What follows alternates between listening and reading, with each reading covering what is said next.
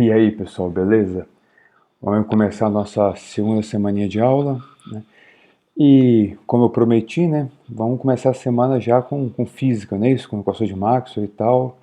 Só, só que não. Extra, 13 pessoas enganadas. Fomos enganados!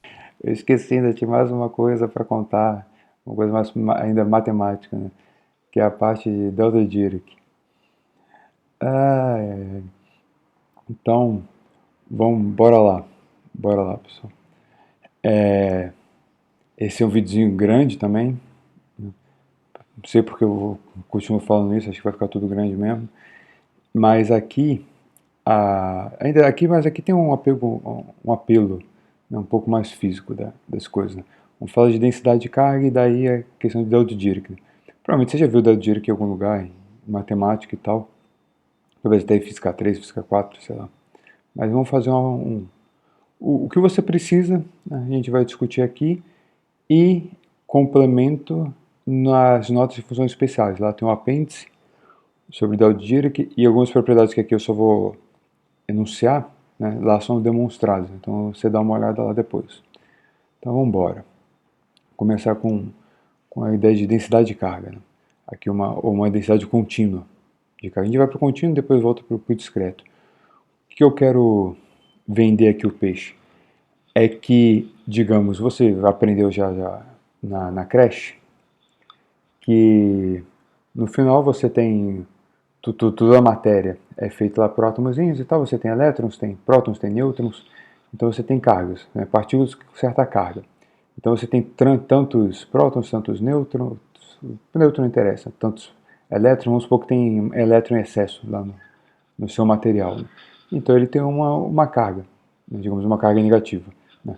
Esse número, obviamente, ele é um número inteiro da carga do elétron, né? Porque você tem um número tanto de elétrons. Né?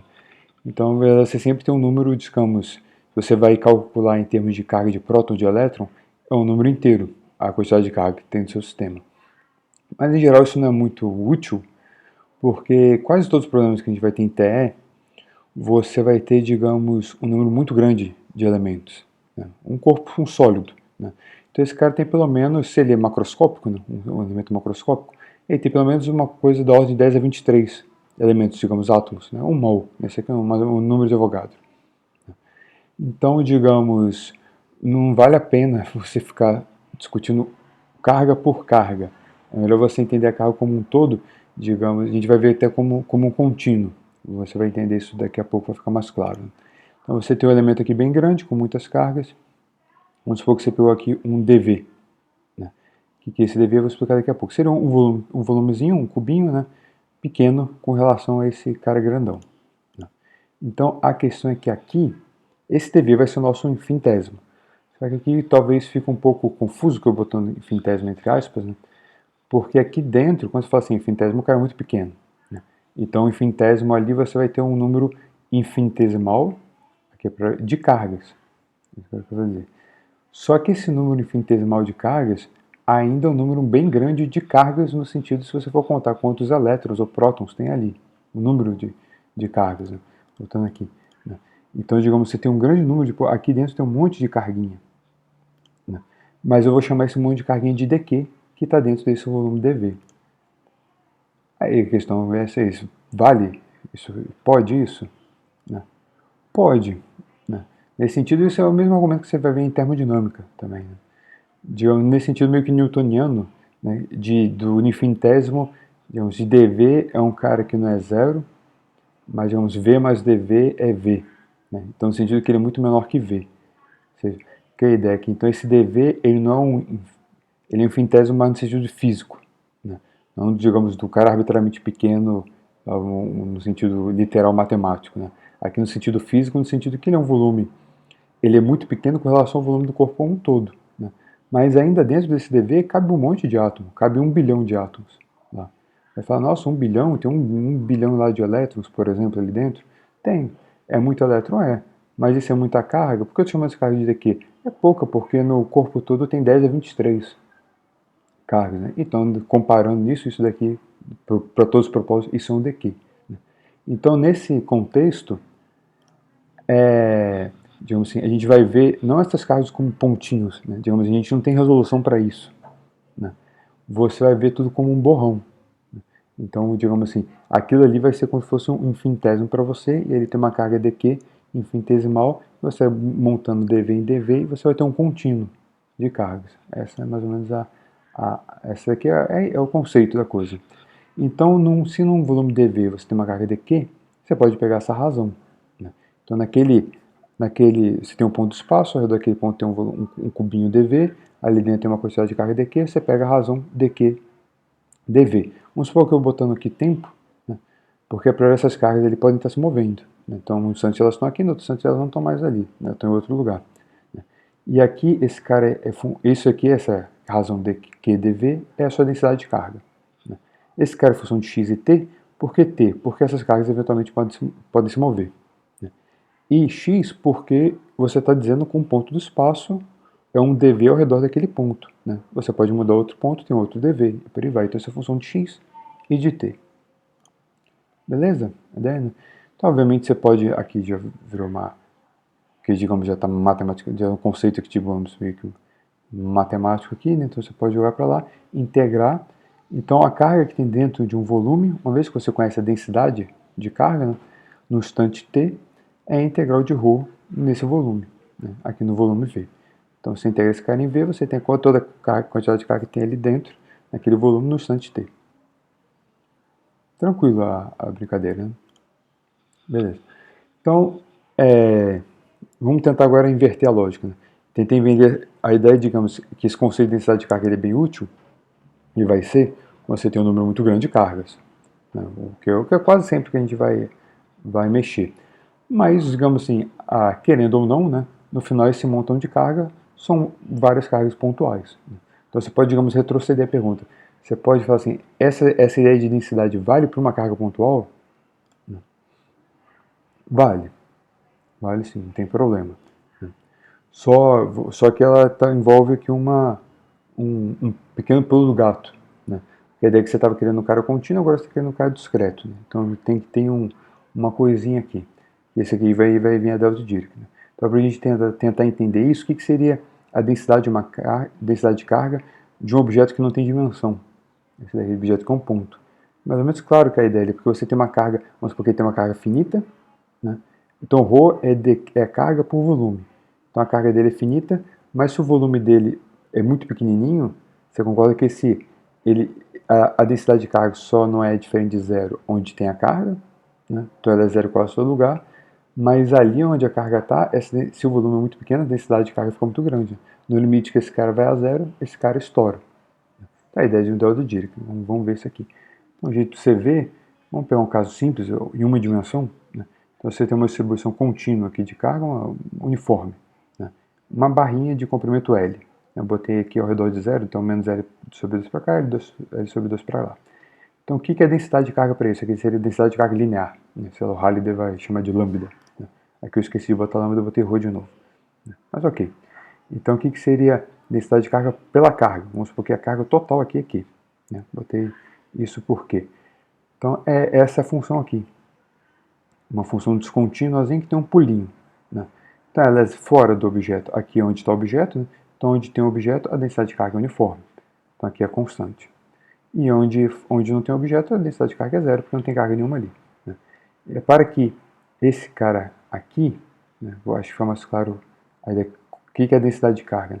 Essa densidade de carga você tem que integrar em todo o espaço, tem que dar a carga. Aqui eu dividi pela carga. Então, essa integral de ρ em todo o espaço daqui. Aqui eu só dividi pelo quê? Então, você concorda o que seria esse ρ, né? Ele é zero em todo lugar, e entre menos L sobre 2 e L sobre 2, ele tem que ser 1 sobre L, né? Porque eu assumi que é constante, né?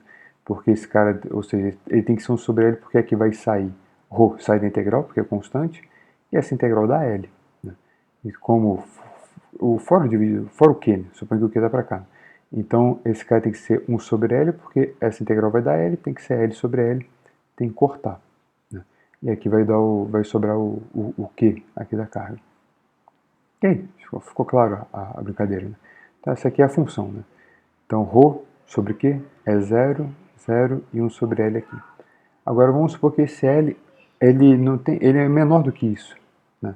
Então, para que se L é menor, essa barrinha ficou mais curta para cá e para cá, mas a quantidade de carga é a mesma. Né? Você está socando mais carga no volume menor, ou que num comprimento menor. Então aqui fica menor, mas essa altura é 1 sobre L, então se o L diminui, esse L fica maior. Né? De forma que essa integral, para que essa integral não depende de L. Então a integral é essa área aqui. Essa área está feita para dar 1. Então a área continua dando 1. Quer dizer, se você diminuir aqui pela metade, se diminui aqui, vamos supor que você cortou a metade. Então aqui vai ficar o novo L, né, vai ser aqui menos L sobre 4, L sobre 4. Então aqui vai ter L sobre 2. Então aqui tem que ser 1 sobre 2L. Né, porque essa área do retângulo tem que continuar dando 1. Okay? A brincadeira, né? Então se você for fazendo isso e isso diminuindo, se ele vai espremendo, ele vai aumentando. Né? Aí no limite que você pega esse cara num ponto, né? Então joga ele a 0, mantendo essa propriedade, né? Então a quantidade de carga ali é a mesma, então essa é a integral de ρ em todo espaço você continua dando o mesmo Q. Né? Então agora essa função aqui virou esse cara, então ele é 0 em todo ponto, exceto, digamos, onde está a carga, né? Aqui no caso é a origem, onde esse cara vai para o infinito, né? Porque aqui ele era 1 sobre L, jogou L a 0, foi para o infinito. Então é isso daqui que a gente chama de um delta de Dirac. Né? Então a densidade de carga é carga, densidade de carga numa linha, né, de um ponto, uma carga pontual, é a carga vezes delta de Dirac. O que é delta de Dirac? Né? Essa é uma notação para isso daqui, né? A grosso modo. Então todo ponto, digamos, é delta de Dirac de um valor de certo argumento, né, que esse cara é 0 em algum lugar. E no caso x, né, então x igual a 0. Então em x igual a 0, esse cara diverge, em todos os outros valores, esse cara é 0. Então aqui só para pontuar. Né? Então essa aqui seria a delta de Dirac, essa propriedade que ela tem. Né? Então ela é totalmente concentrada num ponto, onde ela diverge, 0 em todo lugar, e a integral dela em todo espaço é normalizada. Então aqui define essa delta de Dirac. E isso não é uma função, isso aqui é importante.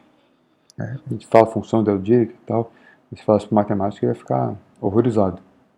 E realmente a gente não deve chamar isso de função.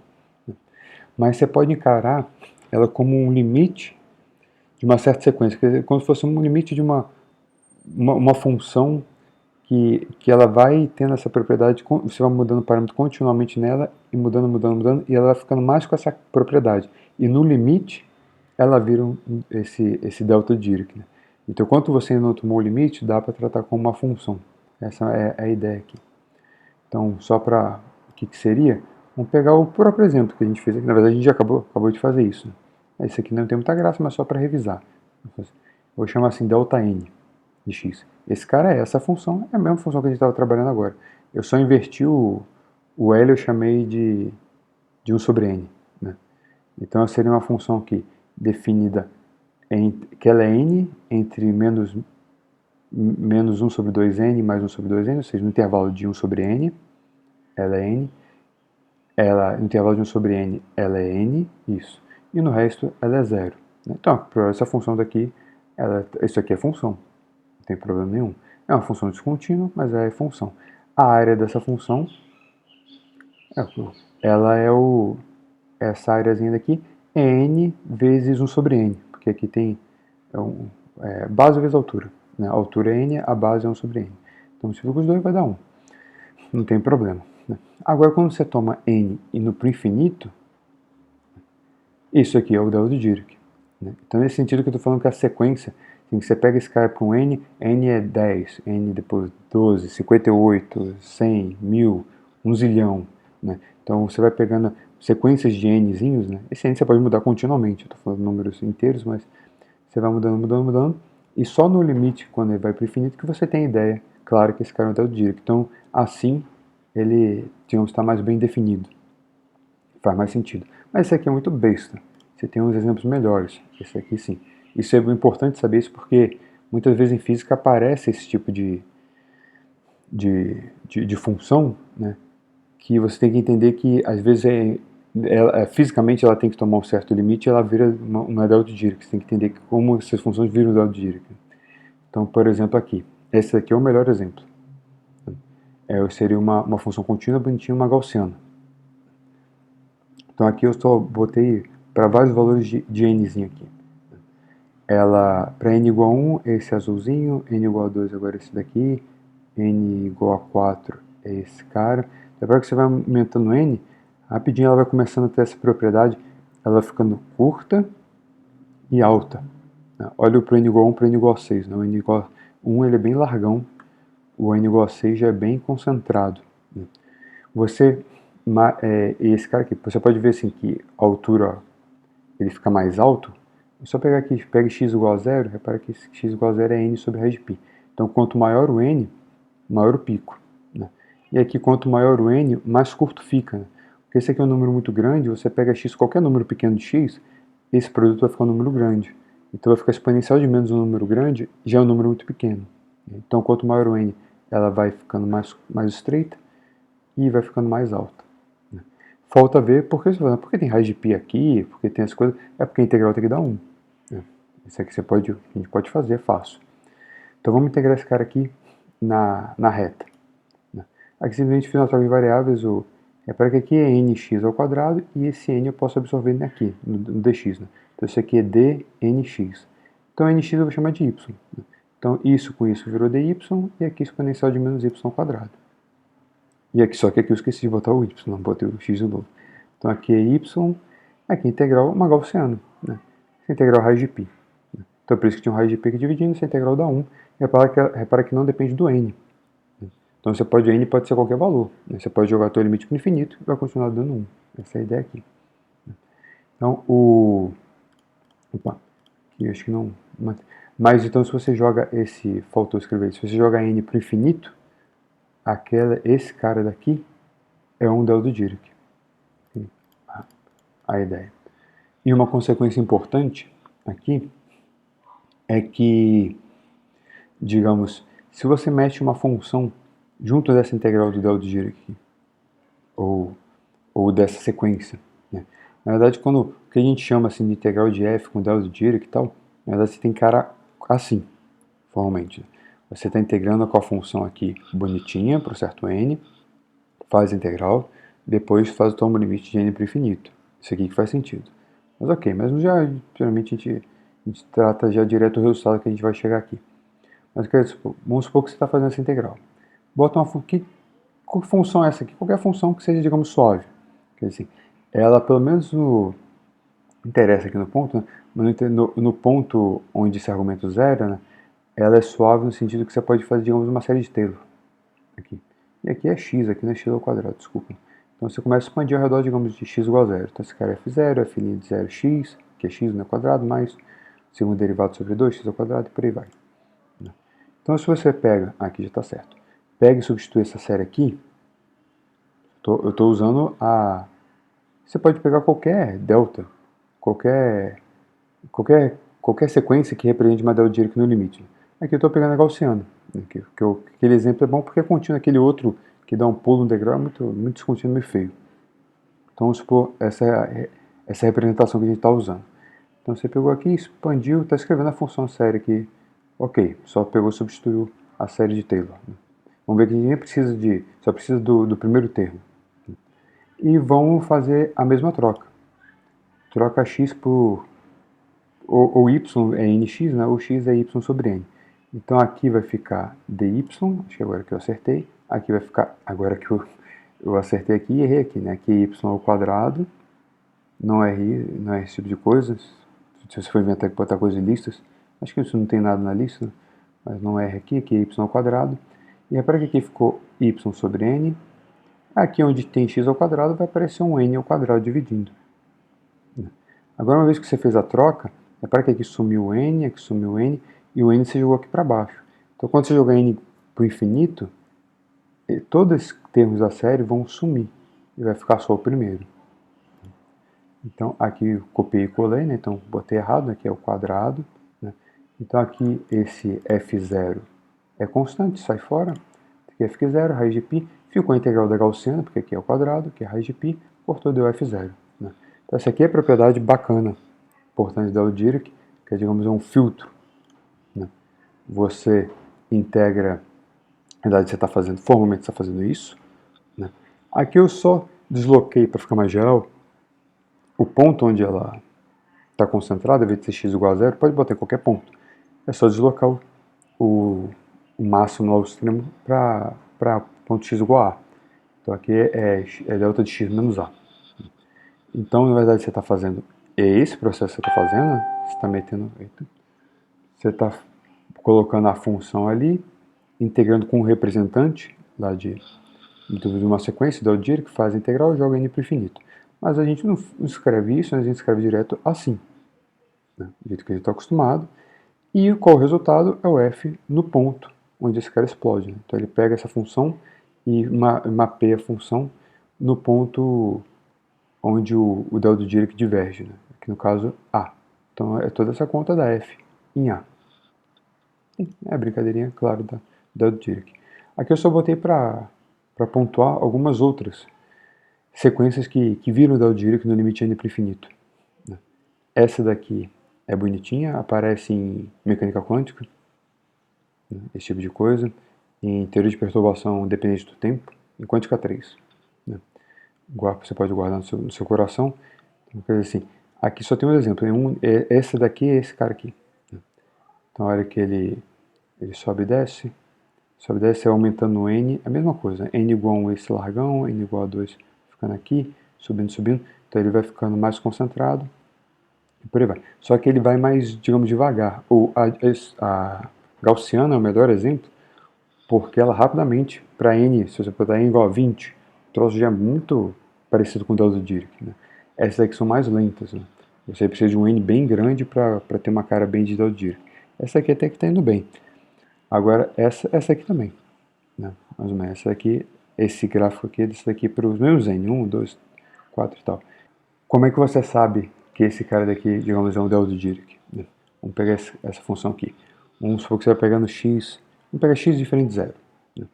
Para x diferente de zero, esse seno vai ser algum número, né? entre 0 e 1. É um número finito. Aí aqui divide por n. Se você jogar n para o infinito, esse cara vai dar um número finito, dividido por n para o infinito vai dar 0. Né? Agora quando você toma agora o x a 0 primeiro, você pega x igual a 0, esse cara vai a 0, então o seno de θ vira θ, quando θ é pequeno, então vira esse cara ao quadrado, então x ao quadrado cancela com x ao quadrado, n ao quadrado corta aqui, então fica n dividido por π, em x igual a 0. Agora você faz n para o infinito, vai para o infinito. Né? Então em todo ponto x diferente de 0, ele vai a 0, e em x igual a 0 vai para o infinito, quando você toma o limite. Então esse cara tem cara de del do Dirichlet. E por que del do Dirichlet no sentido certinho? É que se você faz essa integral daqui, tem que dar 1, independente do n. Integral de menos infinito a infinito. Isso justifica esse π, mesma coisa para de baixo, né? O argumento é o mesmo. Okay? E o último aqui, esse a gente não vai usar muitas coisas não, mas esse eu botei mais um exemplo, porque esse daqui, em termos de del do Dirichlet, ele é bem ruim, porque ele só tem cara, digamos, ele vai para del do Dirichlet muito lento. Né? Você precisa de um n muito, muito grande. Seria essa função daqui. Mas ela é bem importante porque ela é a representação que mais aparece na física. Né? Principalmente por causa do transformado de Fourier e mecânica quântica. Né? Até a 2 também. Toda vez que você estudar pacotes de onda. Né? Então, digamos aqui seria a mesma coisa, em 1, 2, 3. Então, 1, 2, aqui 4, né? Desculpa, 6. Só que esse cara daqui, ele oscila, né? Ele oscila, então ele cai meio lento. Ele fica oscilando e cai com 1 sobre x. Né? Mas esse cara aqui é um del do Dirichlet. Dá pra mostrar as propriedadezinhas lá certinho, só que ele é um pouco mais chato de ver. Né? E principalmente mostrar que essa integral de menos infinito a infinito dá 1. Precisa um pouco de análise complexa, pelo menos do jeito que eu sei fazer. Então nem vou fazer. Mas só para ver, talvez, se você já estudou transformado de Fourier, você já viu esse cara desse outro jeito. Seno de nx sobre x, aqui com π, é bem fácil você ver que é essa integral daqui. Você resolve essa integral, vai dar isso. Então, geralmente a gente vê nessa forma integral. Quando você toma n para o infinito, então essa integral vai de menos infinito a infinito. Então, 1 sobre 2π, integral de menos infinito a infinito, essa exponencial daqui de kx integrado, exponencial de kx integrado em k, é delta de x. Só para ficar pontuado, isso aqui a gente vai usar. Não. Acho que não. Okay? Outras propriedades, né? Você pode ver nas nossas funções especiais, isso aqui é demonstrado lá, mas isso aqui são meio... Esse aqui é mais ou menos o que a gente viu, né? Que a gente escreve essas coisas da Dirichlet assim, meio solto, Mas del Dirac só tem sentido mesmo quando ela está dentro da integral. A integral do del Dirac tem sentido, né? Agora, del Dirac em si não tem sentido porque aquilo não é função. Ok? A ideia. Mas você sabe que, por exemplo, quando você integrar esse cara, você sabe que vai dar f de a, né? Então, basicamente, onde f de x delta de x menos a, você pode simplesmente escrever que é f de a delta de x menos a, né? Então, quando você for integrar, esse cara sai na frente, a integral daqui dá 1. Tem daqui. Então, a ideia, digamos, você pode trocar sempre a função pela função no ponto, né, onde o delta explode quando ela está multiplicando o delta, porque é o único valor, o único ponto que interessa, porque todo outro lugar, isso daqui tudo vai dar zero por causa do delta Dirac. Outra propriedade que o delta Dirac é par, né, que é meio óbvio, né, mas qualquer representação do delta Dirac tem que ser de uma função par, né. Essa aqui é uma propriedade legalzinha, olha nas notas de funções especiais, né, mas se você tem um número aqui multiplicando aqui dentro, você pode tirar ele fora do delta, só que ele fica dividindo. E aqui o módulo, como ele é par, né, não interessa se esse cara é positivo ou negativo, a propriedade fica disso daqui. Então vem um módulo e aqui vem o delta x. E uma extensão disso é essa propriedade aqui, né? Você pode ter delta x de uma função.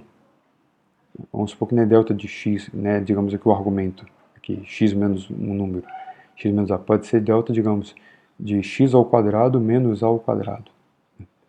Então esse cara é zero em dois pontos, quando x é a e x igual a menos a, né? Então tem a história em dois lugares. Então como é que você pode escrever isso como delta de x menos a e delta de x mais a? Na verdade dá para escrever, a fórmula é essa daqui, né? Então em todos os pontos onde esse cara é zero, você bota, vamos supor que x, a são os pontos onde ela é zero, né? Aqui. Você pode ter vários valores, então esse cara vira delta de x menos xa, né? E você tem que dividir pelo módulo da derivada desse cara, aqui não é nem a, né? É xa. A derivada, né? A primeira derivada no ponto, assumindo que esse cara não é zero. Se for zero, não funciona. Por que funciona? Porque assim, olha nas nossas funções especiais, no apêndice, lá tá demonstrado. Qualquer coisa é pergunta. Isso é fácil, a gente resolve na aula em 2 minutos. E o que dá o Dirac que, de certa forma, gera, para a gente acabar esse ponto, né, é o que você chama, digamos, de um funcional linear. O que é funcional? Uma coisa que você vai ver em mecânica analítica bastante, né? Mas, digamos assim, funcional basicamente é uma função de uma função. Quer dizer assim, você está mapeando... O que é uma função? É um mapeamento de, digamos, uma função definida na reta, né? É um batalha naval, né? É um mapeamento da reta de uma reta na reta, né? Então você pega números na reta, a função de uma variável. Você pega números na reta e ela te dá como resultado, você dá a entrada do número, né? E ela te dá a saída, um outro número. Né? Então você está mapeando pontos no ponto. Então você pega um ponto aqui e associa um ponto aqui. Aí você vai marcando pontinho e faz a função. Né? Agora, o que é um funcional? É assim, você pega uma função, então você tem a curva, digamos, a priori no intervalo qualquer, né? E você tem uma máquina, né, que pega essa função, mastiga e te cospe um número. Né? Isso aqui é o funcional. Então ele é uma função, é uma mapeamento da função na reta. Né? Por isso que eu digo uma função de uma função. Né? Então você pega uma função aqui, tira alguma coisa e esse cara te dá um número. Que é uma coisa óbvia. Por exemplo, vamos supor que esse funcional está definido, sei lá, de um ponto aqui até um ponto aqui. Eu posso fazer uma propriedade de pegar essa função e transformar no número e integrar ela. Né? Se eu pego e integro daqui de A até B, esse cara vai me dar um número. Né? Então uma integral é um funcional. Né? Ela pega uma função e transforma num número. E é exatamente o que o Del Dirac faz. Né? Então eu estou falando assim, f ou funcional, f é a função dessa função. Aqui, né? Então eu quero dizer assim, cada hora eu boto uma função aqui, ele para me dar um resultado diferente. Né? Então esse mapeamento, estou pegando funções inteiras e mapeando número. Mas aqui o mapeamento é bem trivial. Né? Então eu estou pegando a função fx, jogo aqui, o número que ela me dá simplesmente é o f no ponto A. Aqui. Ok? Mas no final é isso. Agora a pergunta é por que eu estou falando que é linear?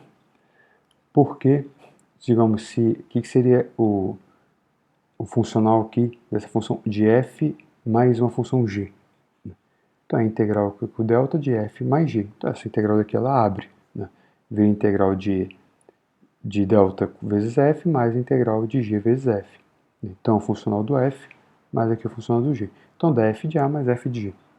Essa é a questão de ser linear. Né? Você soma, você pega, faz a operação com uma soma, ele dá a soma da operação com cada um, separado. Ok? A ideia.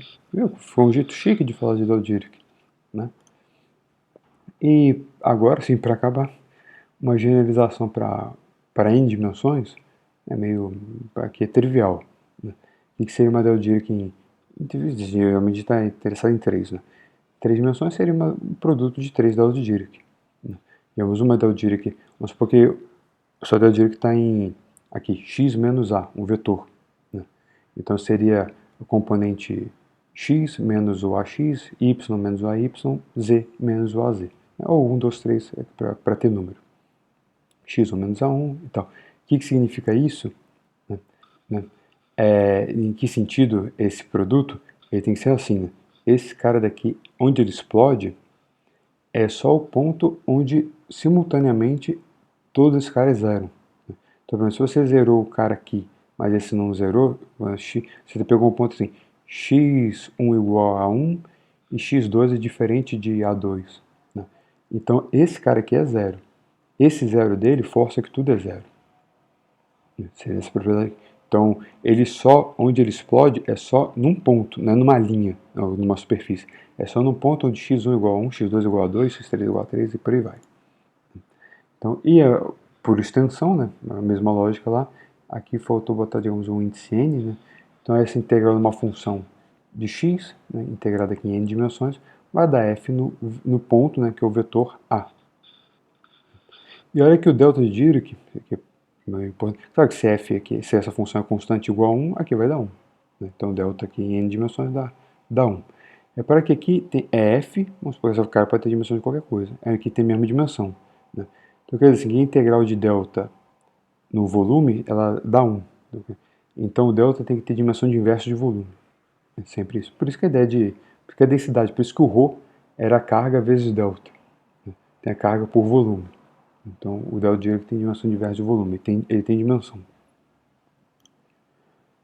Ok, acabamos. Nosso Delta de Dirac, mais de, sei lá, meia hora para isso. Né? Deu. Então agora vamos continuar.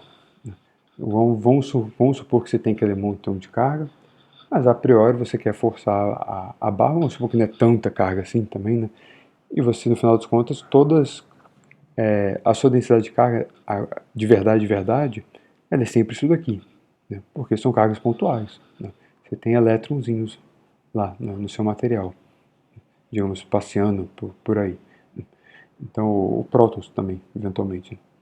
Mas então você tem a sua densidade de carga seria um conjunto aqui de n cargas, n são cargas, né? Então cada carga no instante de tempo t está numa posição xa, então x1, x2, x3, vetor x, né? É a carga 1, a carga 2, a carga 3 e por aí vai. E essas cargas podem mudar no tempo, né? Por isso que eu estou botando aqui essa dependência no tempo. Então elas andando, a densidade de carga muda no tempo. E esse vetor x é o ponto que eu quero saber, isso não tem, a priori tem nada a ver com a carga, é o ponto que eu estou olhando. Então esse x aparece aqui. Então x e t são independentes. O t ele está relacionado com onde está a carga, né? Porque a carga está movendo. Né? O x é o ponto que eu estou escolhendo. Então se eu olho um ponto do espaço que na questão de tempo tem carga nenhuma, esse cara vai dar zero. Se daqui a 5 segundos uma carga passar por ali, né? Então esse cara daqui vai zerar. Né? Então a densidade de carga vai ser infinita naquele ponto. Ok? A ideia. Então isso aqui é a função de x e de t. E com a densidade de carga, a gente pode definir, a ideia é sempre que essa carga está se movimentando, né? Apesar que a gente não vai mexer tanto com o movimento de carga, só lá para metade para o final do curso, por enquanto a gente vai trabalhar com eletrostática, por definição cargas paradas. Então, mas você pode ter, só para introduzir logo a ideia, né? Você pode ter que suas cargas estão andando. Né? Então você tem, digamos, tem um movimento. Isso é o que a gente chama de corrente. O que seria uma corrente? Uma corrente você está contando quantas cargas por segundo elas estão passando numa certa região, numa área. Então, você pegou essa área, você fixou esse quadrado, você tem um relógio, você está contando. Passou 5 segundos, por ali passaram 585 cargas. Né?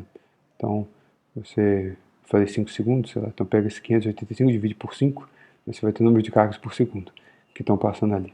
Né? Então, cada carguinha ali tem a velocidade v, a, que é dxa dt. Então, isso aqui é a propriedade não local. Cara. porque a corrente é sempre numa certa região, a ideia de um fio, né? A carga está passando ali na seção daquele fio. Uma propriedade local é o que a gente chama de densidade corrente. Então essa densidade corrente é o que? Você pode definir assim, né? A sua carga que está passando ali é a integral da sua densidade de carga vezes a área, né? Então a densidade corrente exatamente é corrente por área, né? Então a quantidade de carga que está passando por unidade de tempo por unidade de área. Okay? A ideia aqui. Aí quando você multiplica esse cara pela área que você quer, você vai ter a corrente. Então, aqui, né? Então esse cara, a projeção, esse n, é porque você tem que definir uma área e você tem um vetor perpendicular a esse dA. Então esse daqui é esse n. Então esse produto escalar, porque a priori suas cargas podem estar você pode pegar um quadrado aqui e a sua carga está meio torta, né? Com a velocidade torta. Então o seu J ele é proporcional a essa velocidade. A gente vai chegar. Mas então você tem que pegar a componente ortogonal à superfície que você está pegando. Então, por exemplo, claro, se as cargas estão de forma perpendicular, qual a corrente que está furando aqui é zero, porque a carga está vindo de baixo para cima, ela não está passando por aqui. Então, esse carinha é isso, né? Na sua areazinha, a projeção dele é o número de carga que está passando por unidade de tempo numa área. Então, para cargas pontuais, isso aqui é fácil de escrever, né? Digamos assim, de um jeito um pouco diferente, né? mais claro, para a gente associar, digamos, com ρ. A ideia é assim, o que é, de novo, J? Você pegou uma área, um dA, né? Sabe quantas cargas estão passando ali por tempo pela área. Né? Só que aí vamos supor que você pegou lá, tá passando, né? Você definiu essa areazinha, um dA lá, de 1 centímetro por 1 centímetro, vamos supor que são dA. Aí ligou o relógio, então em tantos segundos passaram tantas cargas.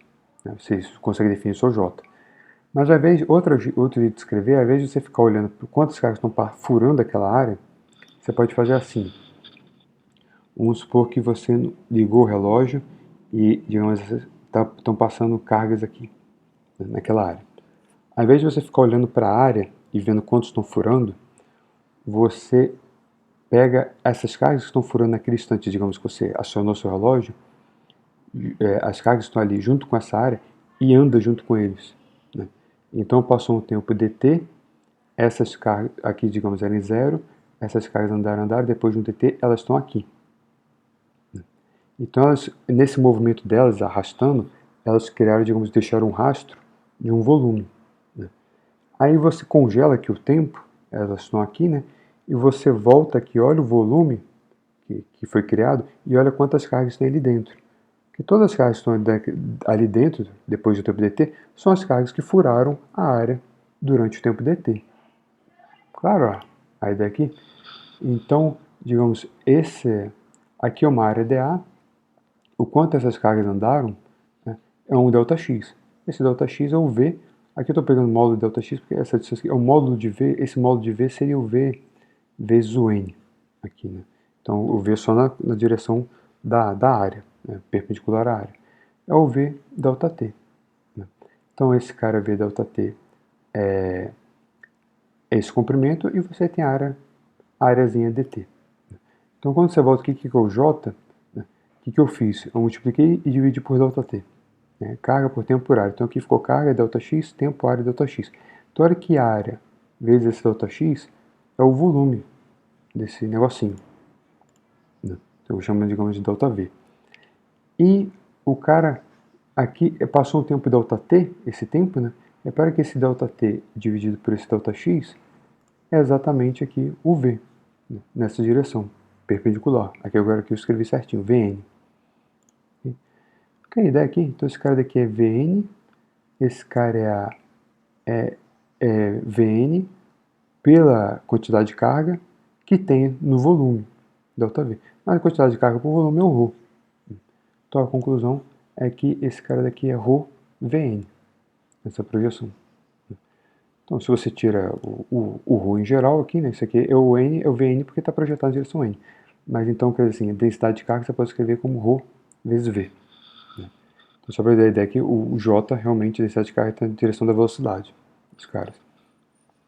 Isso equivale para até mecânica quântica, esse tipo de coisa faz sentido, só que lá não é um fluxo de carga, seria um fluxo de probabilidade, de você encontrar uma partícula. Né? E uma partícula, ela se comporta como uma distribuição, como um cara contínuo, como uma onda. Né? Mas ok. Então aqui ficou. Voltando para a ideia que nossa carga pontual, nossa distribuição de cargas pontuais, né? Então aqui a ρ é carga delta de Dirac. E agora aquela ideia, né? Repara que esse cara aqui é velocidade no ponto, qualquer ponto. Só que se no ponto não tem carga nenhuma, aquilo não dá zero. Né? Então só interessa no ponto onde tem carga. Né? Então onde tem a carga, a velocidade ali é a velocidade da partícula, da carga, né? Que é o xa. Na verdade aqui você pode escrever também como VA. Esse xa daqui, é dxa dt. Né? Então a velocidade da partícula que tem carga A no instante de tempo t. Claro, a ideia. Isso aqui a gente vai usar muito isso? Não, necessariamente, mas sei lá, eu quis falar meio...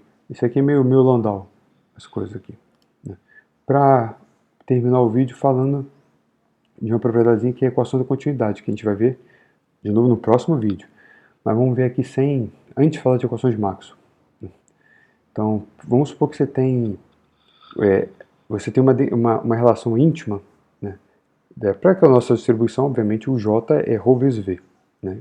Mas você tem uma relação íntima entre certos derivados de ρ e derivados de J. Né? A gente pode ver isso para esse caso particular de cargas pontuais, mas esse resultado geral. A gente vai ver que o eletromagnetismo implica nisso, né? Até no próximo vídeo. Isso a gente chama de equação de continuidade, que é simplesmente uma equação que garante a conservação da carga elétrica. Né? Então vamos lá. Então vamos supor nosso conjuntinho de cargas pontuais, o esqueminha Landau aqui. Né? Então você tem o seu ρ, carguinha delta de Dirac, seu J, velocidade vezes ρ. Né? Então velocidade, carguinha delta de Dirac. Como é que é a velocidade? Esse é dx dt. Beleza. Agora vamos pegar esse ρ e derivar no tempo. Né? Pegar a derivada parcial desse cara no tempo. Que esse cara é constante, né? Então você vai derivar aqui. Então isso aqui seria uma função de x, né? Que é uma função de t. Então aqui você tem uma regra da cadeia. Né? Então quer dizer assim, se esse cara, o que seria o derivado do tempo de uma f de x, e x depende de t. Né? Isso é df dx, dx dt. Então é isso que eu vou fazer aqui. Isso é derivada parcial. Então esse cara daqui é vetor, né? Então aqui é derivada digamos, da componente x, derivada da componente x, derivada da componente x disso, derivada da componente x com relação a t, mais a derivada de y disso, derivada de y com relação a t, derivada de z disso, derivada de z com relação a t. Ou seja, ficou o derivada de x vezes o dx, derivada de y vezes dy, derivada de z vezes dz. Então esse aqui é o nabla vezes o vetor v. Só que o que é o v aqui dentro? Quando você vai derivar aqui dentro dx dt, né, você vai derivar o cara que depende de x. O cara que depende de t. Né? Esse x não depende de t. E x e t que são variáveis independentes. Quem depende de t é esse xa aqui. Então esse aqui ficou nabla disso, né, vezes a derivada aqui dentro no tempo. Só que esse cara não depende do tempo, quem depende do tempo é isso. Então quando você deriva aqui, que tem o sinal de menos, então aqui tem o menos dxa dt. Então dxa dt é o VA. Né? Então aqui sai menos e aqui fica o VA. E aqui tem o nabla. Né? Lembrando que o nabla ele atua em x aqui. Né? O xa não, ele é a função que só do tempo, né? A função do espaço. Né? Então aqui também só depende do tempo, não depende de x. Então esse nabla está aqui, eu posso botar ele fora da soma. Então eu posso jogar ele aqui para fora e ficou esse cara aqui. Mas esse cara é a própria definição do J. Então esse é menos divergente de J. Então qual a conclusão? Que a derivada no tempo de ρ é menos divergente de J. Isso aqui é equação de continuidade. Você joga para o outro lado, Então, a derivada do tempo de ρ é divergente de J. Se você achou esse cara muito estranho, essa construção, não tem problema. A gente vai falar dessa equação de continuidade depois no próximo vídeo. E lá que, digamos, que vai do contexto lá, que vai ser interessante. Aqui meio uma construção digamos assim, num exemplo particular, que seriam cargas pontuais, mas de certa forma, todo o conjunto de cargas no final são cargas pontuais, né? Então isso aqui precisa que funcione, né? Mas a gente vai discutir isso melhor lá, porque essa equação vai sair de novo, mas ela vai ser como uma consequência das equações de Maxwell, né? Mas, então, se você ficou confuso com essa derivação, não tem problema nenhum. Mas o que interessa é agora, o que eu vou discutir agora, né? Que significa o significado, né, dessa equação. Então, só botando para o lado de lá de volta, então a derivada do tempo de ρ é menos divergente de J. Ok. O que eu posso fazer? Aqui seria, digamos, essa forma local da equação de continuidade. Vamos escrever uma forma não local, uma forma integral, né? Então eu vou pegar os dois lados e integrar no volume, num certo volume de espaço. Então eu integrei aqui no volume, lado direito é Teorema de Gauss. Então esse cara daqui, então vamos começar com o esquerdo. Então vamos começar com o esquerdo aqui, derivado no tempo de ρ. Esse cara você está integrando no volume fixo, né? Integrando no espaço, e que você deriva no tempo. Então eu posso tirar essa derivada no tempo fora, não tem problema, né? Integrar esse cara no espaço, o que sobrar vai ser uma função do tempo, aí você vai derivar no tempo. Por isso que aqui é derivada total, porque esse resultado só depende do tempo, não depende de x, então não é derivada parcial. Então você pode fazer isso. Isso do lado esquerdo. Do lado direito você vai usar o Gauss, né? E esse cara aqui é a carga que tem ali dentro, né? Derivado na carga no tempo. É a própria definição aqui, né? Essa é a carga total que tem ali dentro, é a variação da carga no tempo.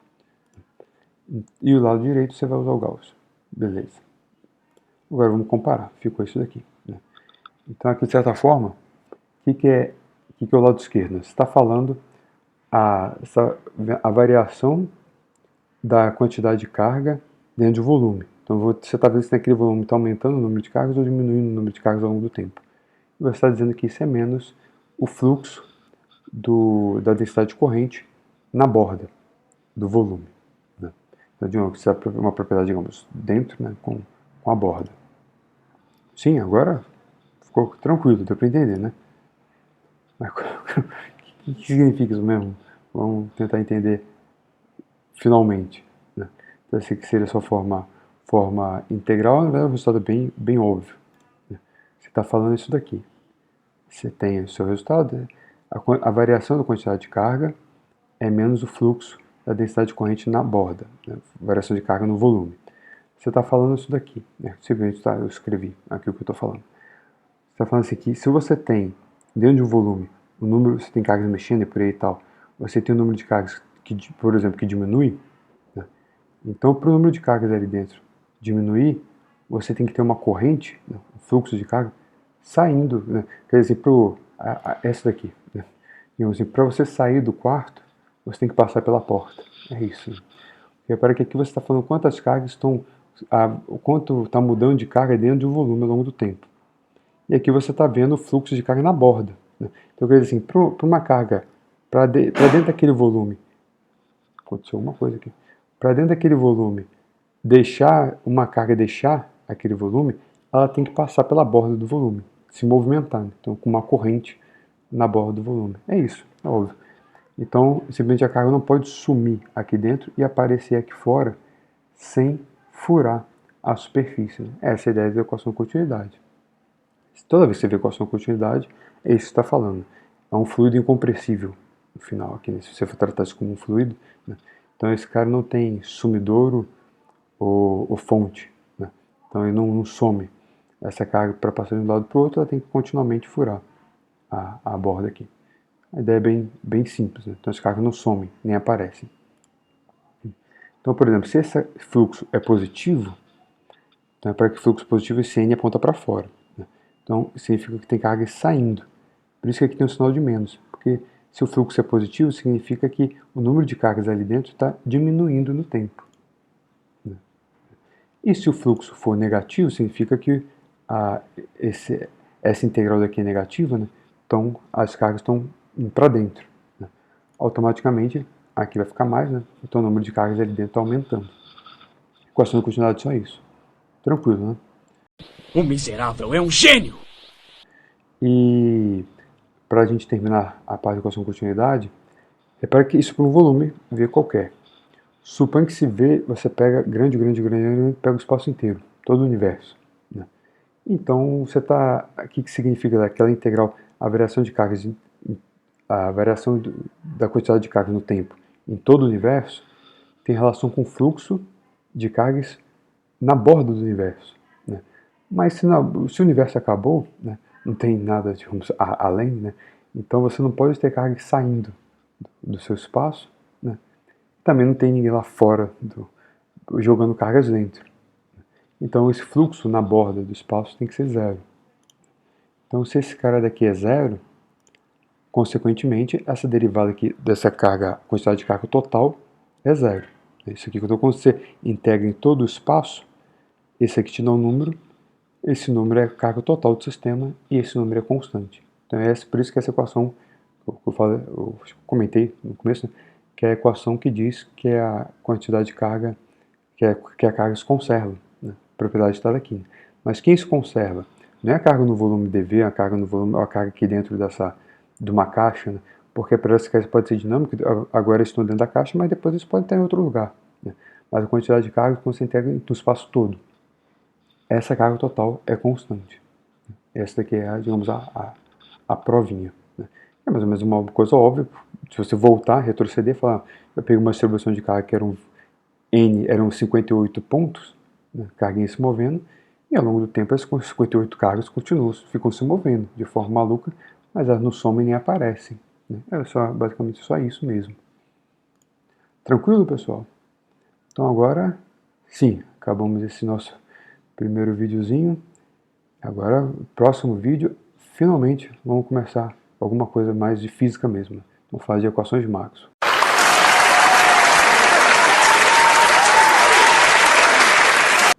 Beleza, Júlio?